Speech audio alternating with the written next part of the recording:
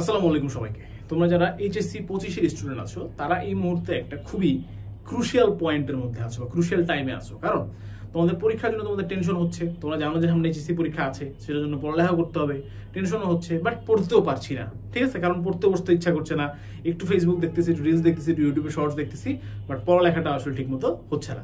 তো একটা সব মিলে একটা হজবরল পরিস্থিতি, সিলেবাসও শেষ হয় নাই, আবার রিভিশন প্রোগ্রামও শুরু হচ্ছে বিভিন্ন জায়গাতে, কি করবো না করবো সবকিছু মিলে একটা খুবই জটিল পরিস্থিতির সৃষ্টি হচ্ছে।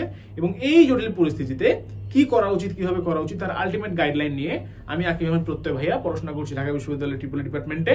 আজকে হাজির হয়েছি এইচএসসি 25 ব্যাচের গাইডলাইন দেওয়ার জন্য। চলো শুরু করি ভাই, কথা না বাড়ায়।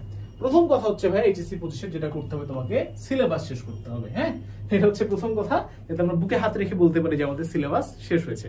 বাট এটা যতই আমরা বলি না কেন যে সিলেবাস শেষ করতে হবে, আমরা কিন্তু এটাও জানি যে আসলে 100% সিলেবাস শেষ কারোই হয় না। যে ছেলেটা হচ্ছে ঢাকা বোর্ডে বা যে কোনো বোর্ডে ফার্স্ট হবে, সেও আসলে সম্পূর্ণ 100% সিলেবাস শেষ করে নাই, এটাই বাস্তবতা। হ্যাঁ, আচ্ছা, তো এখন যেটা করতে হবে আমাদেরকে, সেটা হচ্ছে আমাদেরকে এটা নিশ্চিত করতে হবে যেন আমাদের সিলেবাসের কোনো অংশ আনটাচড না থাকে, মানে একদমই অস্পর্শী। ঠিক আছে, যে কোনো একটা অধ্যায় আমি জানি না যে কি আছে অধ্যায়ে, কি কোশ্চেন আছে কোনো আইডিয়াই নাই, এরকম যেন না হয়। অর্থাৎ আমরা যেন অ্যাটলিস্ট ধারণা রাখি যে কি ধরনের প্রশ্ন আছে, কি ধরনের প্রশ্ন আসতে পারে, কি হইতে পারে। হ্যাঁ, আমি হয়তো কম পারি চ্যাপ্টারটা, বাট ধারণা রাখতে হবে মাস্ট, প্রথম কথা।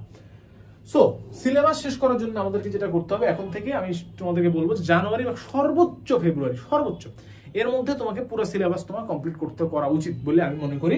এবং সেটার জন্য কিন্তু আমাদের বাংলাদেশের প্রথম ফিডব্যাক বেসড সিলেবাস শেষ হয়েছে প্রোগ্রাম আছে। এবং এই প্রোগ্রামে আমরা এরকম না যে জাস্ট ক্লাস দিয়ে রাখছি তোমরা পড়ে নাও, না, আমরা তোমাকে বাধ্য করতেছি প্রতিদিনের ক্লাস এবং প্রতিদিনের পরীক্ষা দেওয়ার জন্য। সো এখানে কি হচ্ছে ভাইয়া, প্রতিদিন লাইভ ক্লাস হয় এবং প্রতিদিন লিখিত এক্সাম এবং এমসিকিউ এক্সাম হয়। সেটা বড় কথা নয়, বড় কথা হচ্ছে যে তুমি যদি ক্লাস অথবা ক্লাস না করো, এক্সাম না দাও, তাহলে তোমাকে এখান থেকে কিক আউট করা হয়। অর্থাৎ তোমাকে বাধ্য করা হচ্ছে যাতে তুমি প্রপারলি ক্লাস করো এবং প্রপারলি যাতে তুমি এইখানে তোমার সিলেবাস যাতে শেষ হয়। তো তোমার সিলেবাস শেষ করতে আমরা তোমাকে বাধ্য করতেছি। এবং ক্লাসগুলো খুব বেশি লম্বা না, আমরা দুনিয়ার সমস্ত একাডেমিক টপিক পড়াই নেই, আমরা গুরুত্বপূর্ণ টপিক পড়াইছি এবং তার সাথে সাথে কোশ্চেন সলভ করছি, গুরুত্বপূর্ণ টপিক এবং কোশ্চেন সলভ। ওকে, আচ্ছা, সো তারপরে যখন তোমার সিলেবাস শেষ হয়ে যাবে, তারপরে তোমাকে আসলে শুরু করতে হবে কি বলো ভাইয়া, রিভিশন। রিভিশন দেওয়ার ক্ষেত্রে আমরা যেটা করি, টিপিক্যালি যখন এইচএসসি পরীক্ষায় আমরা রিভিশন দেই, বাংলা বইটা খুলি, বাংলা প্রথম গদ্য থেকে পদ্য থেকে পড়া শুরু করি না। এভাবে রিভিশন দেওয়া যাবে না ভাইয়া, আমাদেরকে কিছু একটা করতে হবে। সেই জিনিসটা কি, প্রশ্ন অ্যানালাইসিস। তো আমাদেরকে আসলে বুঝতে হবে যে বোর্ডে কোন জায়গা থেকে বেশি প্রশ্ন আসে, কোন জায়গা থেকে কম প্রশ্ন আসে এবং কি ধরনের প্রশ্ন আসে। অলওয়েজ রিভিশন শুরু করার আগে প্রশ্ন অ্যানালাইসিস করাটা বাধ্যতামূলক। সো প্রশ্ন অ্যানালাইজ করে আমাদেরকে রিভিশন গুলা দিতে হবে এবং খেয়াল রাখতে হবে যাতে আমরা কি করি, মানে সমস্ত কিছুই আমরা কোনো না কোনো ভাবে রিভাইজ হয়ে যায়। এবং রিভিশনের জন্য যে মেথডটা আমি তোমাদেরকে ফলো করতে বলবো, সেটা হচ্ছে H2E মেথড, মানে হার্ড টু ইজি মেথড। সবচেয়ে কঠিন যেটা লাগে তোমার সেটা সবার আগে পড়বা এবং সবচেয়ে সহজ যেটা লাগে সেটা সবার শেষে পড়বা। বাট আমরা কিন্তু উল্টা কাজ করি, আমরা ম্যাট্রিক্স দিয়ে রিভিশন শুরু করি আর দ্বিতীয় পত্রের গতিবিদ্যা দিয়ে রিভিশন শেষ করি। অথচ হওয়ার কথা কি, গতিবিদ্যা দিয়ে শুরু, তারপরে স্থিতিবিদ্যা, তারপরে হয়তো কোন কঠিন লাগতে পারে, তারপরে ডিফারেন্সিয়েশন ইন্টিগ্রেশন কঠিন লাগে, এগুলা পড়বো, তারপরে যাবো হচ্ছে কিসে, জটিল সংখ্যায়, সরল রেখায়, তারপরে লাস্টে আসবো ম্যাট্রিক্সে। এভাবে করে রিভিশন দিলে কিন্তু তোমাদের জন্য আরো বেটার হবে। 4 নম্বর পয়েন্ট হচ্ছে রেগুলার শর্ট নোটস তৈরি। অর্থাৎ তুমি যখন রিভাইজ দিচ্ছ তখনই তুমি আসলে ভাইয়া কিছু শর্ট নোটস তৈরি করে রাখবা। এইটা করবে যাতে এক্সামের টাইমে তোমার পরীক্ষার আগে দিয়ে রিভিশন দিতে যাতে সুবিধা হয়, সেজন্য তোমাকে এই শর্ট নোটস গুলো তৈরি করতে হবে। রিভাইজ দেওয়ার সময় যে জিনিসটা কঠিন লাগতেছে লিখে রাখা, ফর্মুলাগুলো নোট করে রাখা, শর্ট ট্রিক্স গুলো লিখে রাখা, কোথায় প্রবলেম হচ্ছে নোট করে রাখা, ছবিগুলো এঁকে রাখা, এই কাজগুলো অনেক বেশি তোমার পরীক্ষার আগে দিয়ে অনেক বেশি কাজে আসবে এই জিনিসগুলো।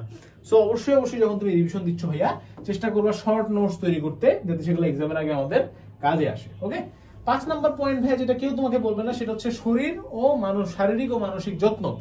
এখন যদি ধরো তোমার আল্লাহ না করুক বড় ধরনের কোনো অসুখ হয়ে যায়, তাহলে কিন্তু তোমার এইচএসসি পরীক্ষার প্রিপারেশনটা খুবই খারাপ হবে। কারণ এইচএসসি পরীক্ষা ভাই, পরীক্ষার আগে রাতে পরে পরীক্ষা দেওয়ার মতো জিনিস না, এটা অনেক আগে থেকে প্রিপারেশন নিতে হয়, অনেক পড়াশোনা করতে হয়, মডেলটা দিতে হয় তারপরে, তাই না?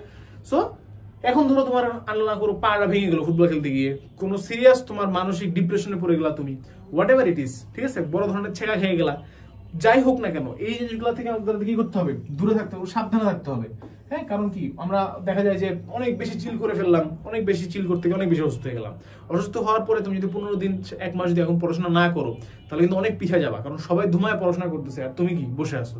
সো এইটা অবশ্যই তোমাকে যত্ন নিতে হবে। 6 নাম্বার পয়েন্ট ভাইয়া, এটা মোস্ট ইম্পর্টেন্ট আমি বলবো এই মুহূর্তে, সেটা হচ্ছে অ্যাডমিশন নিয়ে ওভার হাইপ না হওয়া। কারণ আমি এখন থেকে দেখতেছি 25 ব্যাচের পোলাপান, 24 ব্যাচের অ্যাডমিশন এখনো শেষ হয় নাই, শুরুই হয় না ঠিক মতো, ঢাবি বুয়েট সব পরীক্ষা এখনো বাকি, তারপর তো মেলা দিন পর্যন্ত বাকি।